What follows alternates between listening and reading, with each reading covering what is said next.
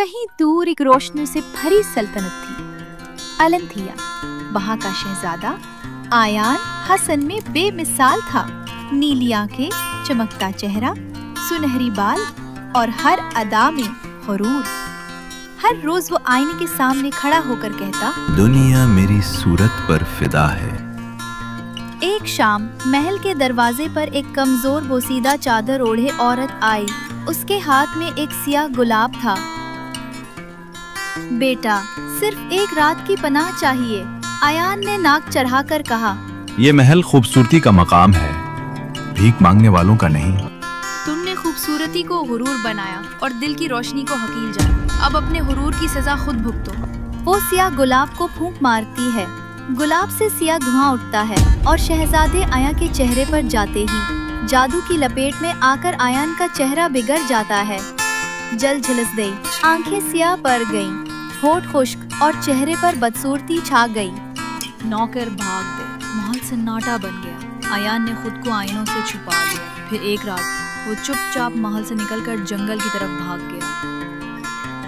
दूर कहीं एक जंगल के किनारे एक छोटे से गांव में एक सादा मगर हिम्मत वाली लड़की रहती थी। लीसा अपने वालिद और सौतेली माँ के साथ रहती थी। लीसा के वालिद जड़ी बूटियों से इलाज करते थे। लीसा भी उनकी मदद करती। कुछ अरसे बाद लीसा के वालिद की वफात हो जाती है। वालिद की वफात के बाद लीसा अपनी सौतेली माँ के साथ रहती थी, जो सख्त मिजाज थी। लेकिन लीसा अपनी माँ से छुपकर रोज कुछ न कुछ खाने को बचा लेती, क्योंकि वो जंगल में जख्मी परिंदों, जानवरों और बीमारों का इलाज करती थी। एक दिन जंगल के बीचों बीच उसे झाड़ियों के पीछे एक कमजोर भूखा नौजवान मिला। चेहरा बिगड़ा हुआ, कपड़े फटे हुए, आंखों में शर्मिंदगी। मुझे खाना चाहिए, मैं कई दिन से भूखा हूँ। लीसा ने गौर से देखा, मगर डरी नहीं। उसने थैली से रोटी निकाली, पानी दिया और धीरे से पूछा, तुम कौन हो? आयान ने झिझकते हुए सिर्फ इतना कहा, मैं एक सजा याफ्ता इंसान हूँ और तुम्हारा एहसान कभी नहीं भूलूंगा। वो रोज आता, लीसा उसे खाना देती और आहिस्ता आहिस्ता दोनों में दोस्ती हो गई। वो मिलकर फूल तोड़ते, जड़ी बूटियां चुनते, दरख्तों के नीचे बैठकर हंसते, बातें करते। लेकिन एक दिन आयान अचानक गायब हो गया। लीसा कई दिन तक इंतजार करती रही। हर दरख्त के नीचे, हर रास्ते पर वो आयान को ढूंढती रही। उसका दिल बेचैन था। उसने वादा किया था, वो कभी मुझे छोड़ेगा नहीं। दूसरी तरफ आयान एक पुरानी गार में छुपा था। वो जंगल के जादूगरों और बूढ़े हकीमों से अपना इलाज करवाने की कोशिश कर रहा था, पर हर कोई कहता, ये आम जख्म नहीं, ये दिल की आजमाइश है।